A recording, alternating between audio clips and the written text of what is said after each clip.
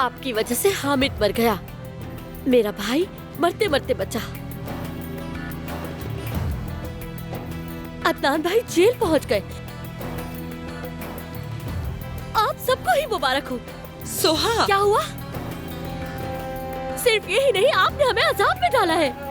बयान ऐसे करे जैसे कोई अच्छा काम किया हो। मैं बात करता हूँ। ये बहुत तकलीफ दे है भाई, बहुत ज्यादा तकलीफ दे है। इसके अलावा जब मुझे पता चला कि हामिद मारा गया है तो सोहा, खुद को तकलीफ मत दो इस तरह। जो होना था वो हो गया, हम क्या कर सकते हैं। आप देख रहे हैं वो कैसे पेश आ रहे हैं। जब आप जेल में थे उन्होंने आपको देखने की सहमत तक नहीं की।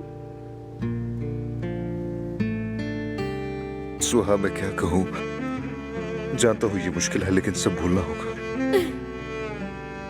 भाई मैं कैसे भूल जाऊं वो सब।